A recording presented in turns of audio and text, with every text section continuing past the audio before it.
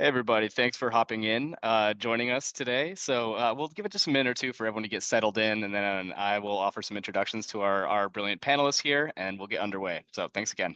Get started in just a minute.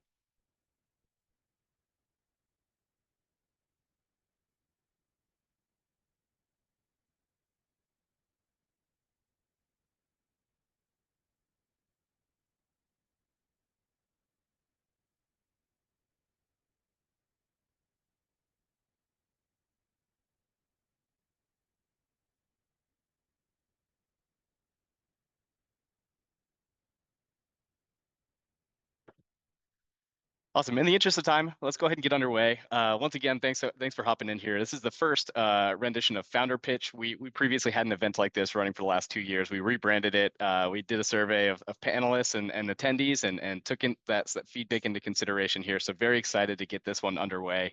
Hope everyone had a wonderful New Year, and let's kick it off. So, joined here today, four panelists. All of these founders are going to tell us a little bit about their companies. They're actively raising on Republic as well. I'll be sharing links to their deal pages, so please do go check it out. Read more about what they're building.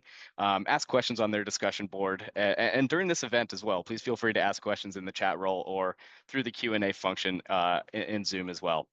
So first and foremost, we've got Dylan Liu, CEO, co-founder of Ecotone Renewables. Actually, maybe just a founder there. We've got Trish Kane, CEO and founder of Healerverse as well. Robert Salvador, he is the co-founder, chief product officer of PoliTech, and then Arca Ray, president, CTO of Popularium. So again, really excited to hear from all four of these founders. Everything you do here today as well, just understand it's not investment advice, and past performance not always indicative of future returns as well. So do your due diligence before making any investment decisions. And with that said, I'd love to kick it off. So we're going to go ahead and pass it over to Dylan, and we'll go down the line. Everyone will give a brief pitch about their company, and then we'll get into a Q&A as well. So with that said, Dylan, love to hand it over to you. Awesome. And thank you very much, Republic team, for putting this together. Let me go ahead and screen share and let me know when you can see my screen, okay? Yep, just came in. Awesome. Well, appreciate you all joining today. My name is Dylan Liu. I'm the CEO and co-founder here at Ecotone Renewables. You get one of the three Ecotone co-founding musketeers today. And we really created this company to solve one of the leading drivers of human-caused climate change, which is food waste. And I've grown up seeing, hearing, and reading how the global warming is already affecting millions of people around the world, including my own family. And my background is in material science and engineering from Carnegie Mellon, with career experience working for NASA and GE Renewables, developing and managing entire fleets of hardware systems. And here at Ecotone, we are deploying a fleet of hardware systems to sustainably convert food waste into organic fertilizer and renewable energy. Diving right in, food waste is a huge global problem, with 40% of all produced food ending up in a landfill. This rotting food waste emits over 8% of global greenhouse gas emissions, which for reference is double what the aviation industry emits each year. This is also a really costly problem for both businesses and consumers, adding up to 2.6 trillion in annual costs from food waste. To address this, governments around the world, including now 11 US states, have actually passed regulations that's banning food waste into landfill. This then turns this really huge global problem into a hyperlocal problem for all types of food-related businesses due to high waste hauling costs and regulatory fines. What we've then done is created a hyperlocal and fully circular solution that recaptures otherwise lost revenue and nutrients and puts it back into the food system right where it's supposed to be. And the fun part is what this actually looks like. So this takes form as our Zeus Digester shown on the left and center here. This system automatically processes 12 tons a year of food waste, as well as detecting and removing impurities like plastic, glass, metal, and rubber. This patented system sits in a neat 8 by 20 foot shipping container and fits perfectly on an unused patch of grass, gravel, or pavement right next to a building or facility. The real key to this technology is that it runs automatically without any extra effort from staff. And these systems are then managed remotely through our mobile applications, which provides waste and carbon reduction data at the tip of your fingertips. This digester system helps power itself, as well as the production of our signature soil sauce liquid fertilizer. This carbon negative solution improves crop yields up to 30% while servicing both large-scale commodity orders as well as direct-to-consumer sales. We've already created an equipment financing partnership to provide our customers a contract very similar to a car lease with fixed monthly payments for 3 to 5 years. What this does is it removes all of the upfront costs for our customers, makes it much easier for them to say yes, and it also provides us, Ecotone, an upfront check as soon as we deploy the system. We've been able to get our manufacturing time under 30 days so we can build and get paid to cover all costs within a single billing cycle. And this large sliding scale of finance checks is actually based on the soil sauce utilization on site, which we try to maximize for deployment profits. And then we can refinance these systems every 3 to 5 years for another upfront check as well. We are tapping into two complementary markets here of both food waste and fertilizer, totaling over 270 billion in global market size. We are dialed in on the beachhead market of businesses with public waste reduction goals and organic farms under 200 acres. In terms of traction and progress, we've launched our first system over 5 years ago, really spent the first 2 years really perfecting our products and services by integrating customer feedback, and launched our commercialization phase less than 3 years ago now. We are up to 9 operating Zeus digesters, over 2.4 million pounds of CO2 diverted, and are working with multiple commercial clients, including Highmark Health, Meta, JLL, and the city of Pittsburgh. As you can see from the bottom row here, our customers love our products and services and are already working to expand to additional locations. One of the real product differentiators here is really around permit approvals. As we look at the waste industry and market, this is really focused on centralized solutions that requires waste hauling permits. Really why we've designed these systems to be on-site solutions for our customers, as we can get operating day one without needing permit approvals. And we are already on track for this rapid growth trajectory. You'll see here plotted here in white is the number of Zeus digesters alongside revenue generation in green. And I am joined by my incredibly talented team, who includes Kyle Weish, our COO, and our expert in human and computer interactions and talent acquisition, Elliot, our CFO, with experience managing over 6 billion in client portfolios, and our incredibly supportive and talented board of directors as well. We also have an amazing team of advisors and guidance that is helping us avoid the many pitfalls that come with scaling a startup company, and over 120 years of combined experience that makes up for the lack of gray hairs and wrinkles on myself and the executive team, but already starting to get a few. And really on our path to becoming a leader in the sustainable waste management space, we are right now closing out 3 million in seed funding to meet our oversubscribed customer demand, expand existing revenue streams, and run additional case studies to refine product market fit. We are already supported by multiple institutional investors, which includes the Peachtree Minority Venture Fund, Richard King Mellon Foundation, Earth Foundry, Cisco, and more, just to name a few. So really excited to open up for any questions that anyone has, and very much appreciate the time today. Thank you. Amazing, Dylan. Thank you so much. And please don't have any shame of entering into the gray hair club. It's a good one. I feel like I doubled my gray hairs even just this January. Well, brilliant. We had some questions coming through. I'm going to go ahead and pause on those until we let some of the pitches happen, and then but please do continue to ask these questions, and thank you immensely for the participation, everybody. Trish, would love to pass it over to you and tell us a little bit more about Healerverse. Hello, good evening. I'm going to share my screen as well. Awesome. Bear with me. And Trish is dialing in from the UK right now. So it is evening. Yes, Yeah, I'm traveling. I'm in London. A lot of amazing opportunities here. I pitched at Google headquarters this week, and I also shared at the UK Parliament. So this is amazing. my second home. Yeah. Let's see. Share, present. Yeah, Full we can see screen. the screen. There we go. Awesome. So my name is Trish Kane. I'm the CEO and founder of Healerverse. We are unifying spiritual and holistic well-being worldwide. We're a SaaS platform, a marketplace plus AI, all in one first platform to do this. I'm going to invite everybody to take a short breath with me for a second. We're just going to breathe in and out. Amazing.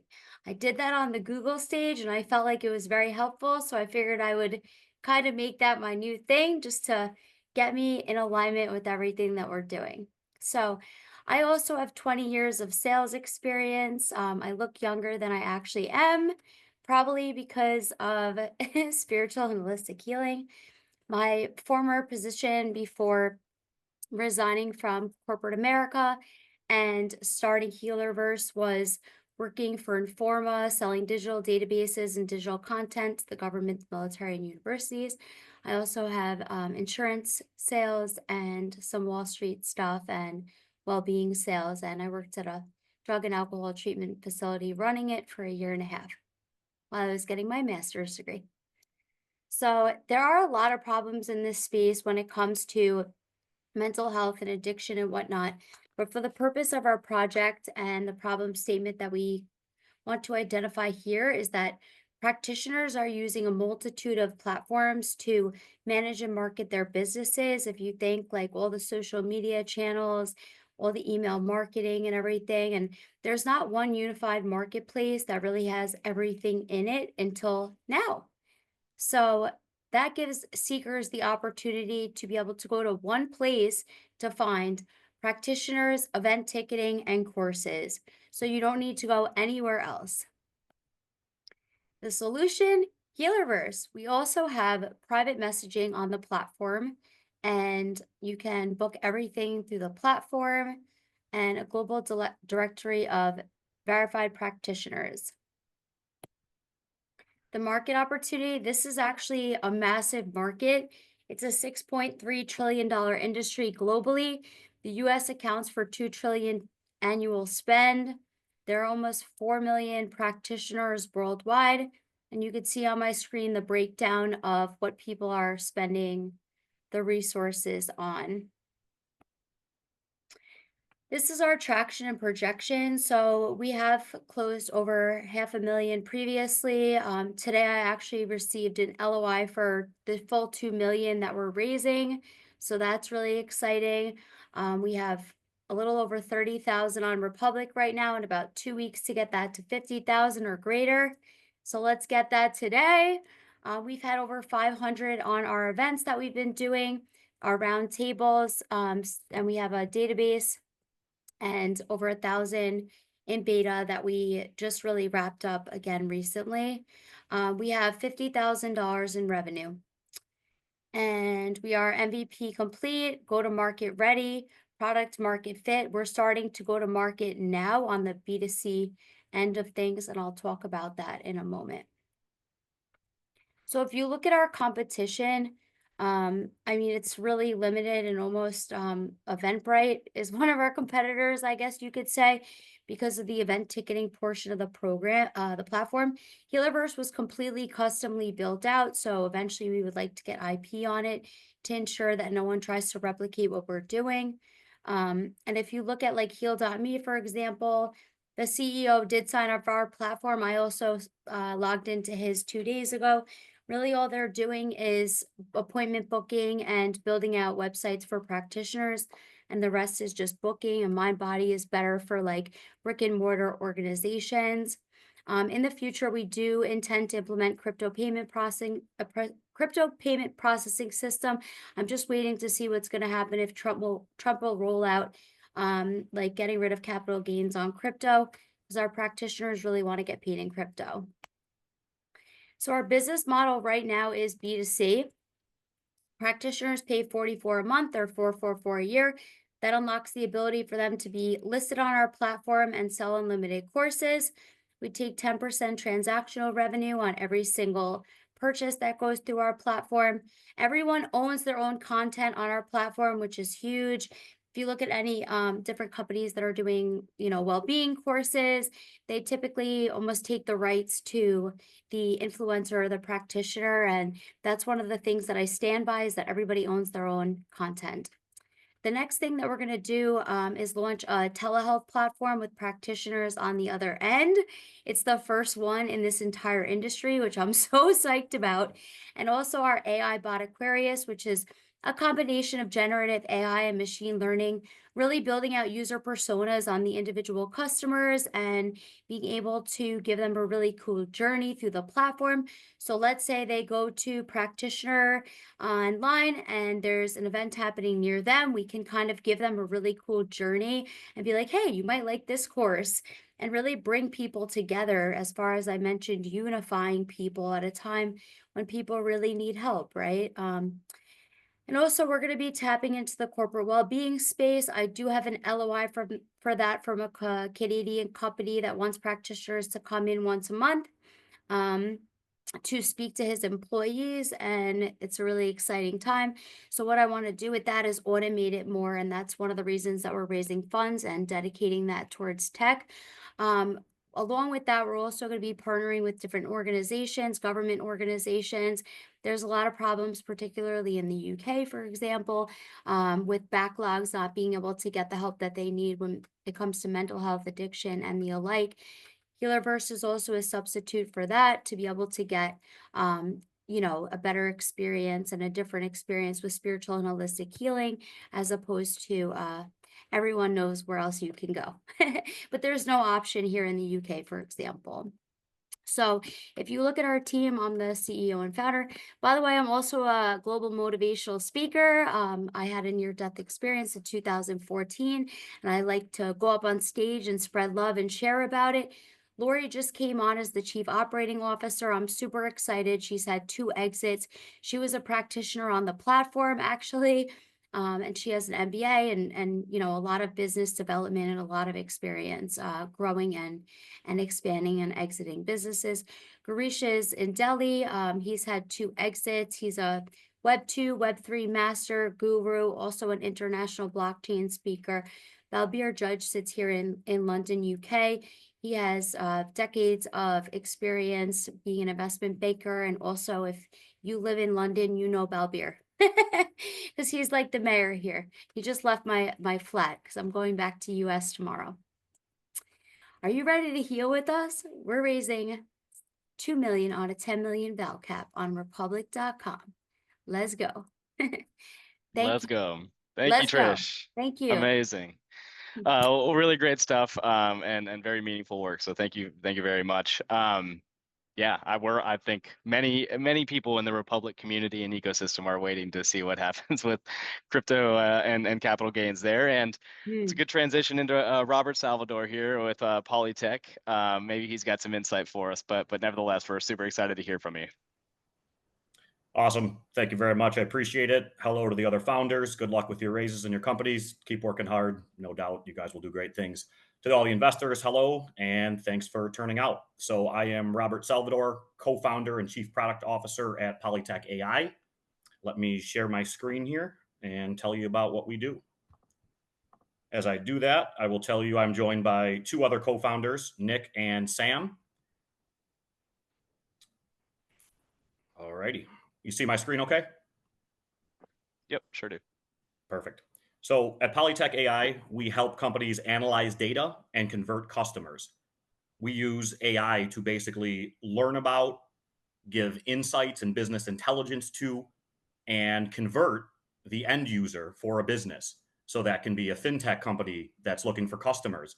That can be a crypto company that's raising funds, or that could even be a political campaign that is looking for votes.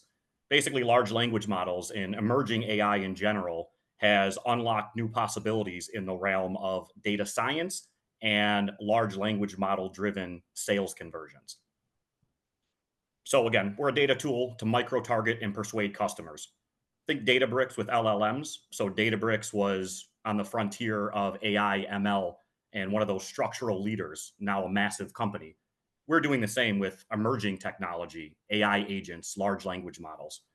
This was a side project for us originally. Our team is all previously from venture-backed companies, and we got really good at using large language models in our other companies and realized quickly that our side project had developed into something massive. So last year, in just a couple of months, we grew to 6 figures in revenue with some really premium clients.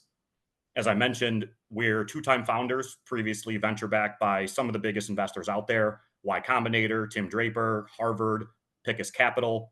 So we know how to utilize capital and fundraising, and we know how to build.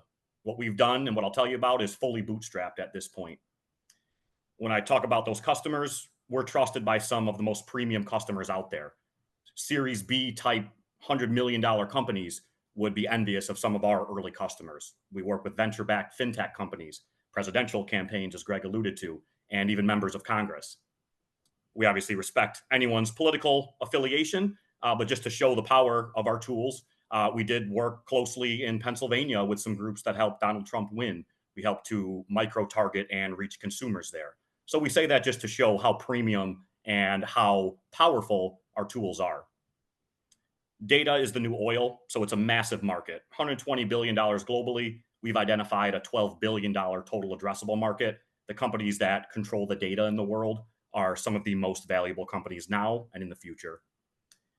And because of what we're doing, we've been featured on big media, Fox Business, Politico, WGN, you name it.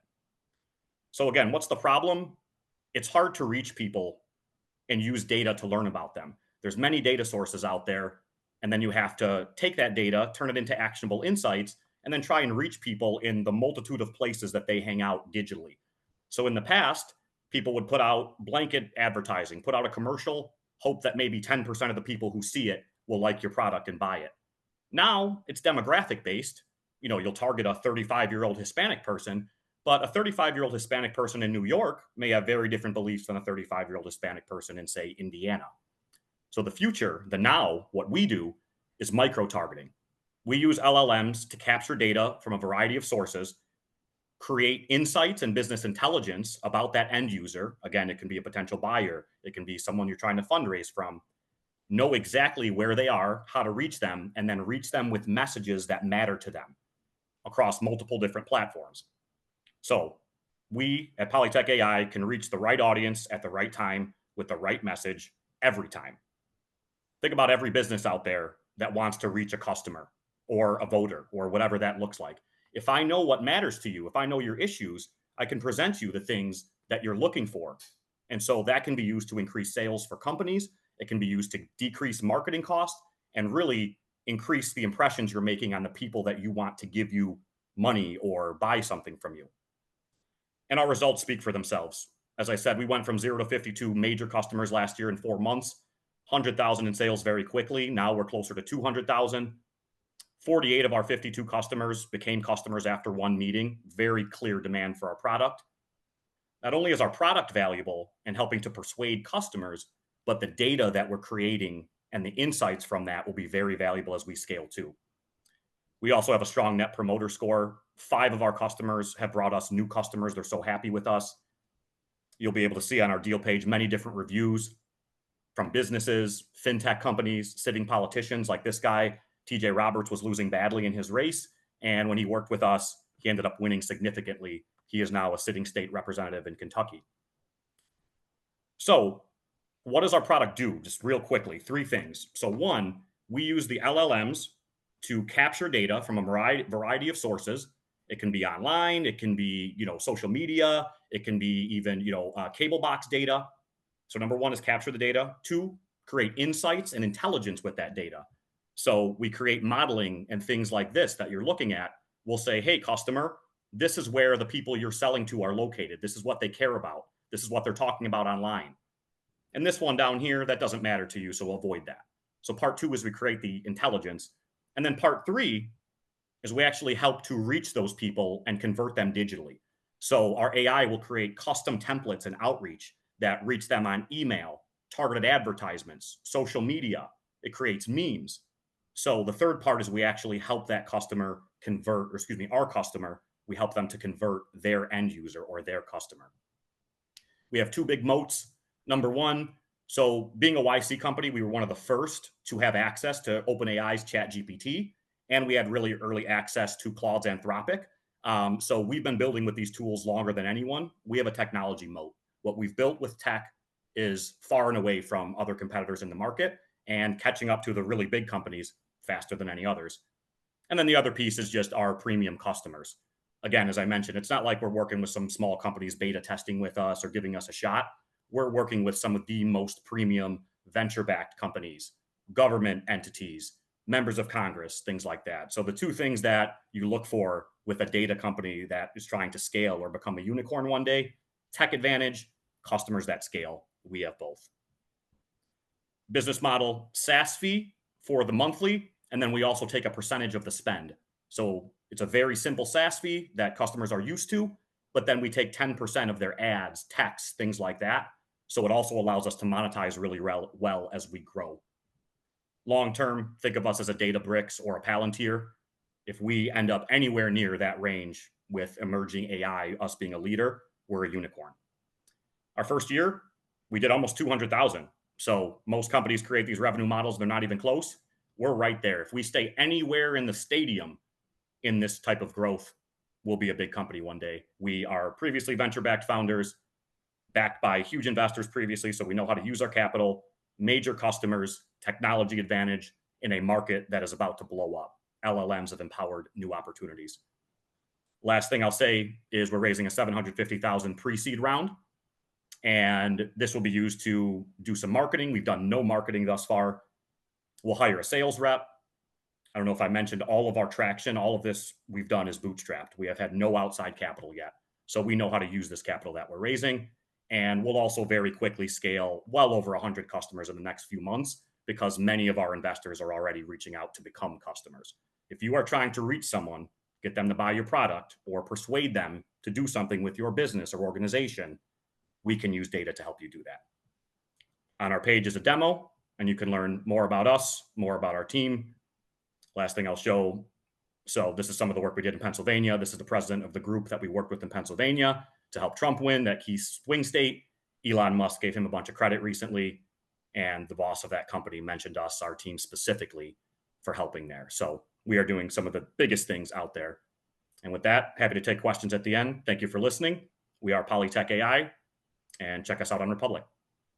Thank you.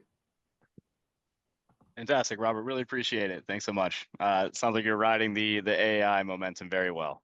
So got it. Preparing for a good year ahead.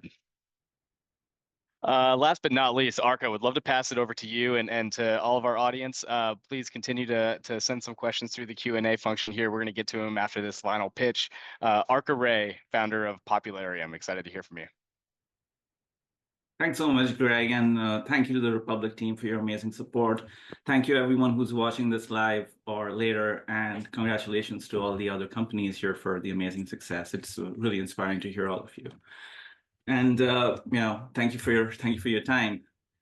My name is Arka Ray. I am a computer scientist by training. I was finishing up my master's in distributed systems at Berkeley when I got recruited by Microsoft to come build the first version of Xbox Live, which launched with the Xbox 360 and was basically the first network to hit 1 million concurrents, which is what I was a part of back in the day. Moved over to handle a lot of Xbox's relationships for PC gaming with a lot of top publishers, help ship, I think over my tenure, something like 150 to 175 games, including Grand Theft Auto 4, Fallout 3, Street Fighter, many others, and just had a blast really at learning the business, which is basically the premium entertainment business today and will continue to be for the foreseeable future. And I had the opportunity to meet some amazing people, including people like Richard Garfield, the creator of Magic the Gathering, and really the entire genre of trading card games, and was someone I grew up idolizing. Anyone who designs games, Richard Garfield is one of those people in the pantheon with Sid Meier and others, and couldn't believe that I got to work with someone who basically developed Magic. And also John Bankard, who went on actually after Xbox to work at Blizzard and was at the founding team for Hearthstone, which ended up being and is today still the biggest digital card game ever made. John has a fun story where he basically says that they were anticipating it to be a little side $20 million type business, and they ended up making that in the first week of the beta. So, I ended up working with these folks at Microsoft, and then left in 2013, started my first company that got funded by Disney and some other key media companies. Expanded over a few years, and actually was able to work with Richard, to help us develop this gamification system, which was again a thrilling experience. Then when I exited that company, I knew that I wanted to build a gaming company, but at the same time, I knew that I wanted it to be built on a specific foundation, which was that I believed that games should be forever, and just because it's a multiplayer game doesn't mean that the player does not actually own the ability to play it forever and to enjoy the fruits of their labor really in games. And Magic really demonstrated that really well as a game that essentially has lasted over 30 years, and people have a stronger relationship today than ever, including sort of like passing it on to the next generation. So I knew that that's the type of video game I wanted to make. And I was developing technology that I knew would be able to enable that without really using blockchains and things like that, that gamers haven't really embraced. So I knew that the technology could be built. I had developed some to enable it. But I really needed to understand what type of game would enable something like this that hasn't happened in video games before. And that's why I went to Richard. And Richard was like, yeah, it's true that, we really haven't been able to replicate natively in a digital format what Magic has done in terms of having this incredible long lifetime and being able to create that relationship with gamers where they willingly spend money every year, every month in buying Magic cards.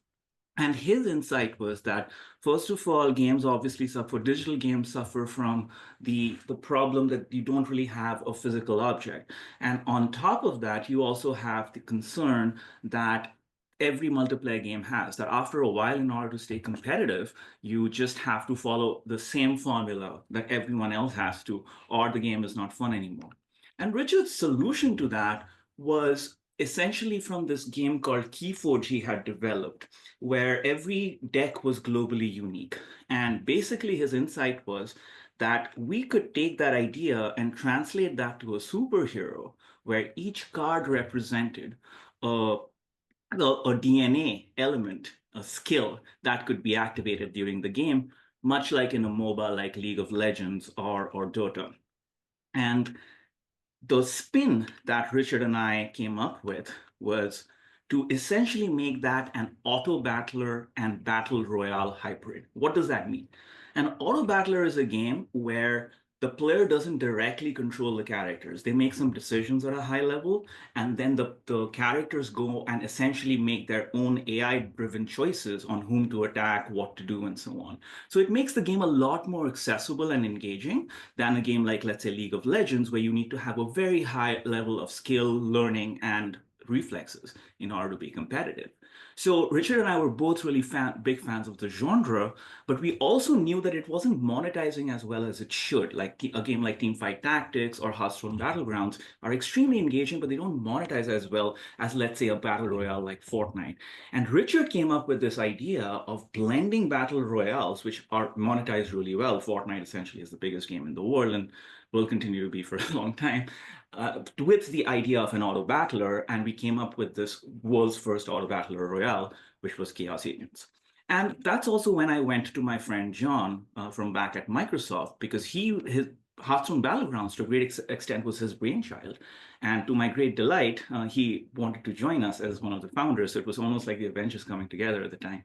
But the insight that he brought was that auto battlers were really ready for what we call their Fortnite moment, which basically means that Fortnite took this genre of battle royales, which was kind of stuck at about 50 to 70 million players with PUBG, and essentially exploded it to 500 plus million players. And, the count is not known, but, could be like closer to 1 billion at this point. And auto battlers have the same potential, but they were being held back by the lack of a social aspect, which bringing these genres together, we believed, could solve and take the market from basically 30 million or so, which is Teamfight Tactics is the biggest one, to over 300 million. And we were all people who had brought new genres of games to the market, so we kind of knew what the formula there was. So the specific game that we came up with as our kind of pillar of launching Popularium was Chaos Agents. And in Chaos Agents, the player essentially is this Nick Fury type character who's bringing together this team of superheroes called their brokerage house. And they're deploying these heroes in a battle for something called Chaos Shards. And we have very rich lore and narrative that backs all this up, much more so than most other multiplayer games. But essentially, the game comprises two components. The player makes a bunch of decisions during the power-up phase, and then essentially sees their unit, their superhero, Chaos Agent, go to work during the battle phase. And at that point, the player as well as spectators are basically just sitting back and watching the action unfold. And that's a big focus for us, is to make the spectation experience really, really cool. And that's actually also one of the reasons why we are doing the Republic campaign, is because we want to improve the user experience. It's been very focused so far on the gameplay, but we want to improve it to essentially make it a really, really compelling experience for spectators. So you can already see, compared to some of the visuals you will see on our Republic page, the improved sort of UX visuals where you really feel like you are that voice over your super powered agent's character who's going about doing cool things essentially on this battlefield. And essentially moving on to what is the core differentiator here. We already talked about how this is the world's first auto battle royale. One of the core differentiators here is the fact that every Chaos Agent is globally unique. No two characters are exactly the same, and only one player essentially controls each character. On top of that, we've also made sure that the Chaos Agents IP is something that is able to go across a lot of different media, which is one of the key opportunities for video games today. And that all brings it to our core business model, which is based on two vectors. The first is essentially selling agents as a unit, and then being able to sell cosmetics, being able to sell a lot of other things that make the agents compelling. Then finally, we also have built our own AI cloud gaming engine, which essentially makes the costs for running the game significantly lower than most multiplayer games, enables the ability for players to keep playing the game regardless of whether we are running our servers, and also has built-in anti-cheat and anti-hack. So one of the big things we had to answer is, hey, this is the first game of its kind. Does it work? Most games don't get players till they actually go ship. We built the game much more like an agile startup, where we brought players in very, very early to answer the question of, okay, is this combination of battle royales and auto battler engaging? And do players want their unique agents? We launched our pre-alpha playtest in October of 23, and it concluded at Gen Con of last year. And we basically tried to home in on whether or not the game was engaging and whether players wanted their own agents. And the numbers were spectacular. We got 30,000 people to sign up for 1,000 alpha spots, which obviously resulted in our needing, a lot more, growth resources a lot more quickly. 71% of players can get engaged after the first match, 50 minutes average playing time, 90%, 98% now actually already own their own agents. So we have basically raised a $2 million seed financing as of 2024. We are raising on Republic specifically to help us polish the game for the key milestones we have with DICE in February and GDC in March, which will then essentially result in a roadshow for our Series A and publisher financing. And then we aim to get to early access, which is essentially the paid beta and essentially the generation, so real scaling of our revenue beyond alpha in the October timeframe. And happy to answer your questions. And thank you everyone for your time. Margaret, thank you. What a fascinating story about how you've assembled the team. So thanks for sharing that. Well, brilliant. All four of you, really great stuff. And appreciate the audience's engagement here and asking the questions. All the panelists I see some typing out of the answers, so that's great. I'm going to start with one question of my own, and I'll look through the chat roll and the Q&A and sprinkle in some of the audience as well. But passing it back over to Dylan, I'd love to get back to the start here. And this is a pretty general question, one that I ask in pretty much all of these events, but super relevant. Surely you're talking to investors frequently. What are some of the things that get them very excited about Ecotone Renewables? And then conversely, what are some of the concerns you might hear from them as well? Yeah, appreciate the question. I think one of the biggest kind of points of excitement is really around unit economics. So I think that's what we've seen, that sustainability, carbon diversion is great to do, but as long as you're actually able to drive bottom line improvements for customers, that's really one of the keys to scaling on a global scale. So I think that's one of the key pieces with some of our institutional VCs. They kind of dig into the most as part of their diligence process. That is kind of the most exciting piece. I think one of the hesitancies is around hardware. I think a lot of investors are very familiar with software as a service, with scaling those types of technologies. And I think anytime that you're building big physical devices, there's definitely concern around kind of capital efficiency and needing to invest in CapEx. So I think we've been able to address that well with the equipment financing partnership that we've set up. But I think that's kind of one of the keys that really helped us scale the past year especially, but is kind of one of the bigger concerns from investors that maybe aren't as familiar with investing in hardware companies. Yeah, that makes sense. And we had another question as well, just to get some more time spent on the financial slide. So to everyone tuning in, we're going to be sending out this recording to all the attendees. And so you'll get a chance to pause and study that on your own time. And then Dylan, just one quick while I have you here. You mentioned global expansion in the answer for one of your questions here. Talk a little bit about that. Yeah, definitely. So we actually just got our first partnership with Compass Group Canada. Compass Group overall is the biggest food service provider in the world, servicing over 55,000 locations. So really excited to launch our first partnership with them in Toronto. Love the city as well, so it'll be exciting to have an excuse to come visit. But really kind of a game-changing partnership for us and a channel partner that really targets a lot of the same customers that we already service. So that includes universities, hospitals, corporate offices as well. And so these are kind of some of the three biggest segments that we've seen progress and traction with. And we're really excited to scale that even faster with Compass Group.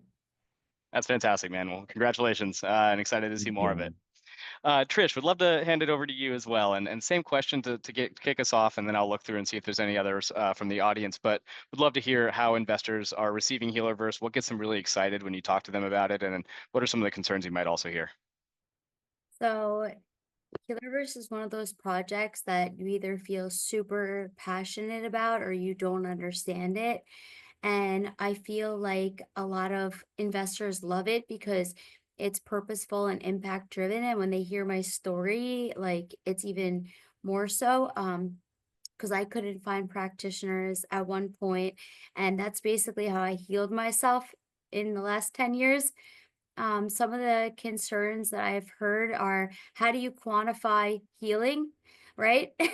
But if you look at how do you quantify like progress with mental health, or how do you quantify progress with anything like addiction, right? It's like the same thing. It's just a supplement for, and also a complementary piece to any other modalities that are out there and other things that are out there. So like, I feel like, again, it's Healerverse is one of those things, you're in or you're out. And there are so many people that are in, and a lot of investors also say, my wife loves this stuff.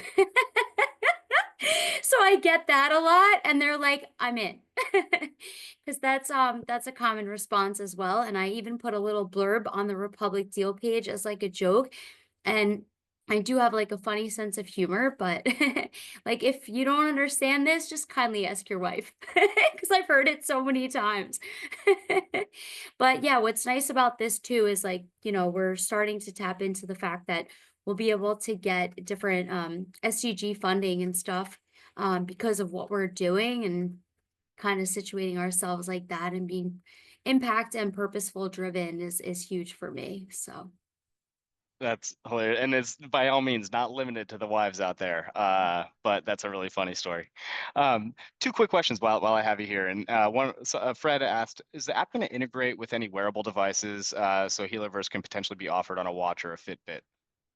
that's amazing. Thank you for asking that, Fred. So, one of the potential investors that I'm speaking to right now is also an investor in a wearable. So, it's very likely that we'll use that to also quantify some of the results when it comes to healing with Healerverse. So, yes, I would say absolutely. And if you think about how scalable this business model is, and I don't want to sound like a silly startup founder with 20 years of sales experience, but I mean, there's so many ways to scale this that we're gonna have our own marketplace, you know what I mean? Like compared to like Amazon. And I mean, I'm not gonna reveal all my secrets in one evening, but we're definitely gonna keep growing and scaling also. Yeah, no, don't divulge everything, but exciting to hear about a little bit about your roadmap. And then very quickly as well, another person asked, how do you drive traffic? I know obviously it's super personable, and I'm sure you're out there networking frequently, but how are you driving traffic to Healerverse, and what's the cost of acquiring customers? So if you look at the long-term CAC, it's about 150 per person, but the return on each customer is like $9,000 to $15,000. So the numbers there are really good. Currently, we're not doing SEO or anything. Our company was also mostly bootstraps. We've had sent out some safe agreements previously, but I've personally put in 500,000, and like really we're raising now to be able to start marketing and do sales and like all that. And one of the things I want to do is partner with like AFLAC representatives, for example, and Unum representatives when it comes to the corporate well-being space. I did AFLAC for years, and it's like, hey, here's another product for you, that they can go in with this year. So really, like, I'm definitely out there. Like, that's my superpowers, speaking to people and like being out there and taking down doors and knocking on doors, like since I was a kid, basically. And but we definitely need to like get, SEO going and sales and marketing and all that. It's really also been mostly me doing sales. So if you see the numbers, it's Trish based. There was a lot of years that I was the CEO, CTO, CFO, COO, you know what I mean? Like solo female founder, mission driven, like completely crazy, but we made it this far. So I'm glad we made it here. Well, so are we, and there's still a long ways to go, but you're going to get some help here pretty soon, I'm sure. Thank Thank you. you so much for sharing. Robert, would love to pass it over to you, and just, curious, when your conversations with investors, what gets them really psyched? What are some of the concerns you might also hear? Perfect. Yeah. Again, great job, everyone. Presenters were great. Everyone sounded great. So good. Kudos to you guys. So things that matter, things that, we think you guys will care about as investors. So if you look at the best investors in the world, we should listen to them probably. The A16Zs, the Y Combinators, the, Inside Venture Partners, all them. Things that matter the most. Problem, team, market size, traction, moat. So I'll talk about those real quick for us. So the problem, everyone is trying to use data to convert a customer. Even every company crowdfunding right now, you can learn more about your customer and target them with the right messages, say the right things to them, and hit them on mediums where they're at. It's more likely that you're going to convert them. So the problem is it's hard to do that. You have to be a really expensive ad agency, or you have to be one of the big tech companies like a Google. Everyone else has struggled with that. It's an expensive endeavor. So we are playing in a massive market. The team, as I mentioned, we already previously venture back. We know how to use our capital. If you look at our metrics and our progress, we've had no money come in, fully bootstrapped. The only money that has come in has been our customers. So we currently, know how to use that capital. If you look at the expertise, again, we used LLMs at previous companies. So we've gotten very good with them. Our CTO was trained by Bloom Tech. You might know them. They're one of the premier engineering firms and training companies out there now. Y Combinator 2017, I believe. Market. So the market, obviously, like we talked about, is, excuse me, not market, moat. The moat is what separates us, what makes it so others can't do what we do. As I mentioned earlier, because we worked with these technologies before and because we were YC backed, we've had access to LLMs literally since ChatGPT became open to the beta test. So we know how to build with these tools. We have a advantage, a head start with these tools on many of our competitors. So one moat is the technology advantage. The other moat is the customers. Like I said, companies spend years trying to get to venture-backed fintech companies. We have publicly traded companies who work with us. We have government entities, members of Congress. So we're already in the circle that we need to scale into, that foot in the door, so to speak.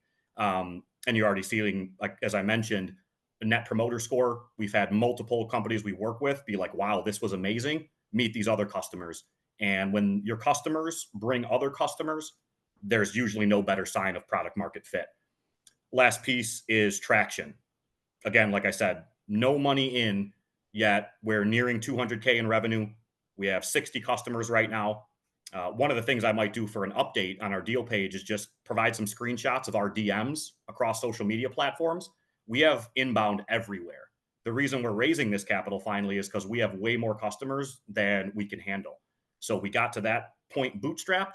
Now we'll bring in a little bit of capital to help us scale, make the hires we need to be able to deliver for those customers. So to your question, why should investors be excited? Those are the things. We check all of those boxes for an early stage company that you hope to see, in 5 years as the next Databricks or Palantir or something like that. So. Thank you, sir. And as you mentioned, Palantir, Databricks, and I saw this, and I encourage everyone to go read through the Q&A answers as well that Robert and these other founders have typed out. But just do a quick comparison with some of the other products on the market, and how does that compare to PoliTech? Sure. So what makes us really unique, and now I'm not saying a company like Palantir or Databricks doesn't do similar to what we do. When you're a $20 billion company, Databricks just raised a Series J that I believe was $10 billion. Of course, there are some things that, they do same as us. But what really separates us is LLMs allow you to do the three processes I talked about under one roof or autonomously. So capturing the data, understanding it and creating business intelligence from that data, like the modeling I showed everyone. And then third, actually creating that targeted message to reach that person, whether it's on Facebook or email or via targeted ad. That wasn't possible before. You need a team to capture the data. You need a team to train the data. You need a team to model the data insights. Then you need a digital team to do all the creative and push it out. LLMs and what's going to happen soon with AI agents are going to allow this to be all under one roof. So that's what separates us from the market. Again, I'm not saying Palantir and Databricks can't or aren't thinking about doing similar. We also attack a different market from them. So like Palantir is now fully government. I mean, what they do is kind of secretive because it's, they're doing, rumor has it, they help the government find terrorists and things like that, right? But that's a good example of what data and targeting and how powerful it is. We're not trying to find terrorists, but we're trying to find the people who terrorize you at night by not buying your product. So that's what we help, these companies to do. That's what separates us a bit. But really, the long-term value for us, what, we believe really could make us a unicorn one day is, again, we could do all that under one roof. And we're a bit of a hybrid. We play on the intersection of fintech and government. So there's huge parts of these markets that are not being touched by really anyone or only being touched by, random companies. And what we do with the LLMs allows us to be more effective with our messaging, but also because so much of it is automated, better with our price points and our efficiency, both for our customer pricing and on our back end. So that's what kind of separates us.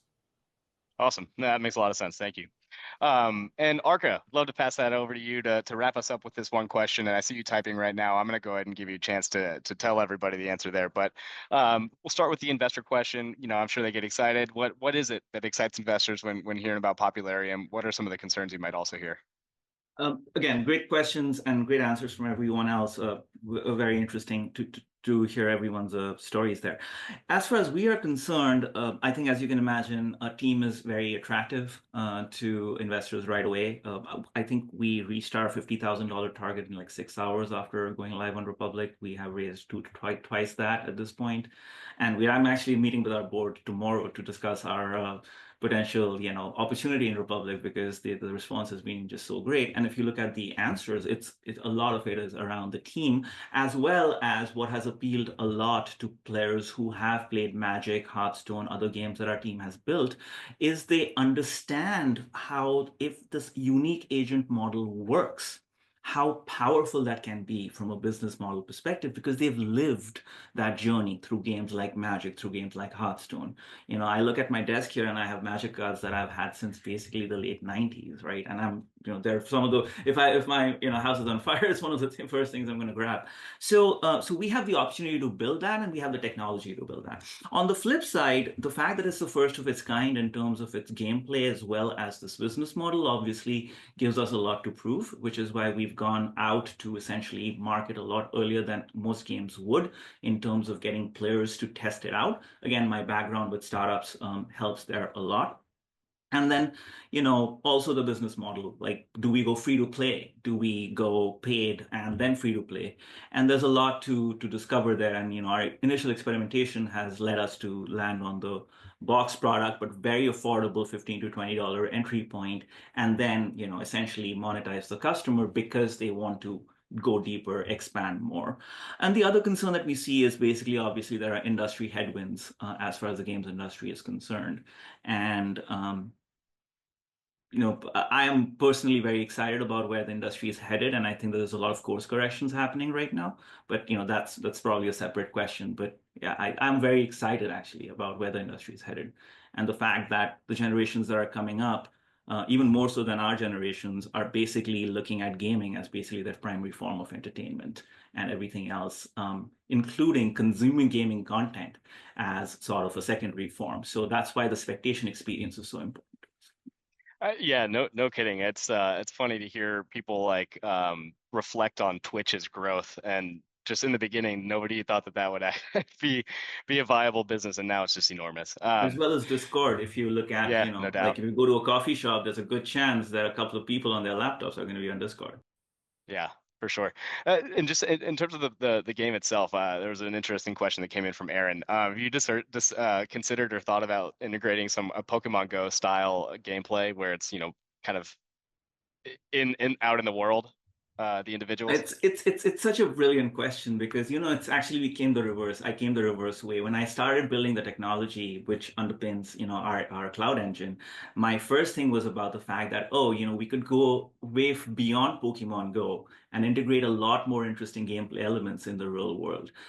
Then when I spoke to Richard, we essentially translated that idea to unique chaos agents are in a different world.